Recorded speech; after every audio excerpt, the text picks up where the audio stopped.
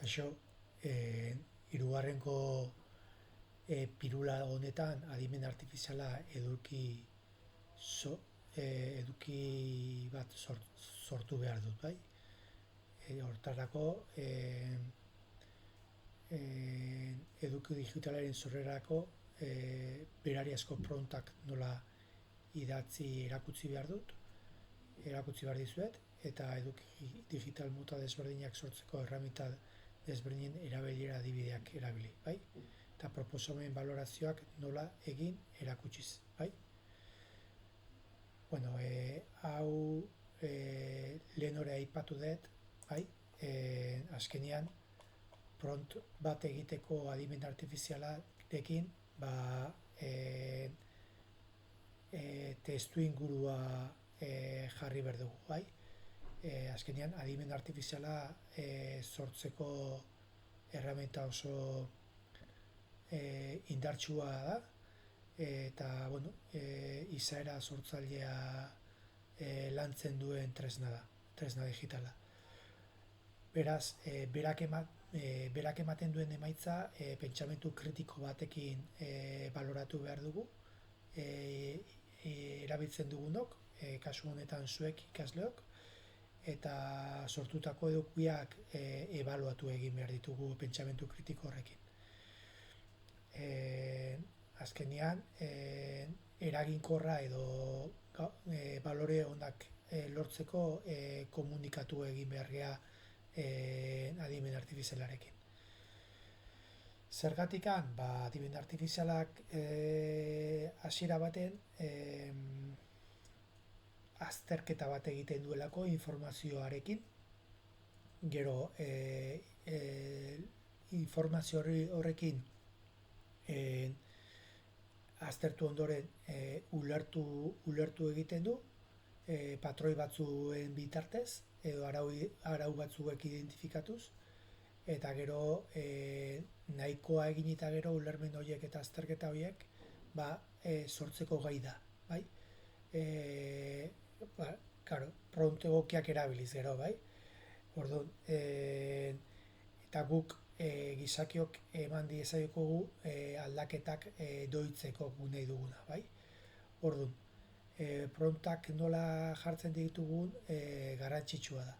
Orduan, promptak sortzeko gako batzuk daudez, oso eraginkorrak direnak, bai? Eta gako horiek dira, idazten dugun prompt horiek argiak izan behar dutela, eta ulerterrazak. Ez hori bakarrikan espezifikoak, zehatzak eskatzen denari, laburrak, ondo ulertzeko, ez du zertan luze eta komplexo izan beharrikan, bai, simplearekin ulertu dezake, eta testu inguruan edukitzea garrantzitsua da, zertan zein da bere testu ingurua, bai?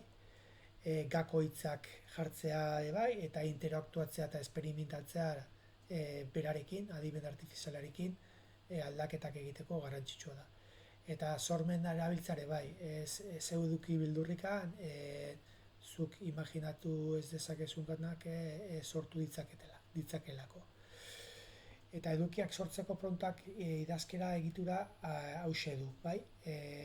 Testu edukian, inkasuan, bai? Rola eta audientzia esan behar diogun nola da, hau da, zer rol daukazun, ikaslea zarela, edo ze ziklotan, ze mailatan ematen dezun, ze espezialistatetan, hor jartzen dezu, bai? Rola irakaslea, ikaslea zeran, edo ez. Gero, ekintza edo edukia, eta edukia ekintza da, zer dan nahi dezuna egitea, aditza egin, sortu, azaldu, laburtu, konparatu, zer nahi dezun egin, edo eduki mota zer nahi dezun galdetegi bat egitea, edo memoria bat, edo txosten bat, edo zerrenda bat, zer nahi dezun egitea, bai? Horrez gain, testu ingurua jarri behar da, bai? Jarri behar dezu ze testu ingurun zauden, bai? Ulertzeko zer nahi dezu ezagutzeko, bai? Eta gero muga jarri behar dira, bai? Zer nahi dezun zehazki eduki horretan edukitzia. Ze luzera, tonua, estiloa, muga jarri behar dira, bai? Hori testua jartzeko. Eta irudien pronta egiteko, ze irudi mota nahi dezun, ze irudiaren honek esan nahi du, argazkia nahi dezun, o marrazki bat, o irudeko irudi bat, irudiaren gaiare bai, zen nahi dezun egitea, elektrikari bat, eguzkilore bat, bueno, hemen aipatu dezakezu zer nahi duzun bai, pertsona bat, animali bat, objektu bat. Gero, irudiren elementuak, prontak deskribatu elementu nagusiak, bai, subjektuaren ekintza, irudiaren tonua, ondoaren deskribapenak, bai, irudiak egiteako garaian, doitu daiteke espezifikoki, bai, estilo artistikoa nahi duzun, edo estilo emozionala nahi duzun, bueno, edo doikuntza fotografikoa, tamaina, kalitatea, fitxategi formatuan nolakoa nahi duzun, gauza asko egin daitezke, bai? Orduan, nire kasuan, erabiliko dudan adimen artifiziala Perplexity izango da, eta, bueno, aurreko bigarrengo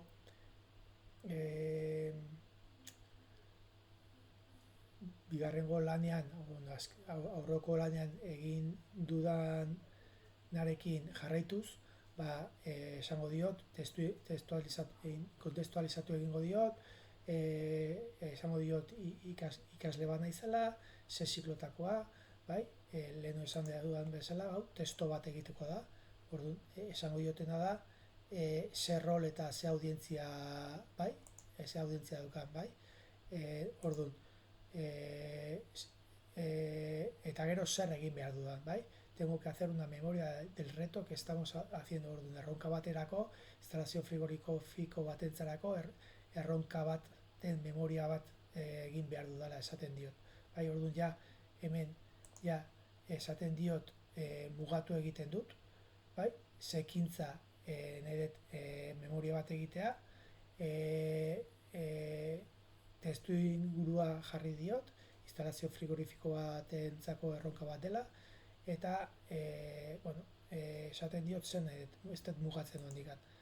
Gauza da, esaten ditela oso ondo, struktura, bueno, erantzuten dit, ze puntuk edukitzen dituen memoriak, baina nik espresuki ez dut hau nahi. Nik nahi dut bereziki mugatzea, nahi dut alako memoria hortan pump down-ko funtzionamentua adieraztea. Orduan esatea, hazme un escrito para poner en la memoria cómo funciona el pump down, ¿vale? Recogida por gas caliente con presostato de baja KP1 de Danfoss y cómo es el procedimiento de regulación del presostato de baja KP1. Vale. Hau esaten diotenen, hemen ja oso ondo adierazten dit, gaina nundik anateatakoak diren informazio horiek, bideoekin eta dana, eta, bueno, iruditzen zait, hau ja informazio oso zehatza eta ona dela. Beraz, zer egin behar dut? Adimen artifizialarekin interaktuatu, bai? Nahi balin badet, nahi ditudan informazio lortu nahi balin badet, erabili beharko eta adimen artifiziala interaktuatuz, bai? Eta irudien kasuan, kasu honetan erabiliet Copilot, bai? Eta Copilot nola erabiliet? Claro, hasiera baten esan diot, egiteko kalderin bat para recogida de gas, egiteko pump down, baina, claro, etzian ondo sortzen. Orduan, junaiz Cryonea eta bertan ingeles esan diot, nahi detela kalderin bat likidozkoa instalazioa hotzeko instalazio batentzako, eta irudi hau sortu dit. Eta irudi hau, bueno, egokia dela irutu zait, baina moldatu egin behar dudala. Orduan, irudi hori sartu diot Copiloti, eta esan diot beste irudi bat sortzea horren antzekoa. Eta irudi hau sortu dit. Irudi hau sortzu ditenen, zait gustatu, porque oso antzekoa da, esan diot, colócame un técnico frigorista con manómetros conectados al calderín y que tenga la imagen más iluminación. Eta, bueno, sartu dit frigorista bat, hotzeko instaladoreko tekniko bat, eta bere manometroekin irudikatu dit, bai? Baina araztare ikusi dut ilunegia zela, eta esan diot, bueno, ponme un técnico frigorista conectando los manómetros al calderín de una instalación frigorífica en el ático, bai? Edifizio goi batean, eguraldi ona dagoela, eta bueno, beste modu batean, eta bueno, hau gehiago gustatu zait, baina alaztare esan diot, bueno, kalderina oso itxusi dago, esan diot, mesedez, kalderin hori urdinez pintatzeko eta berria izateko.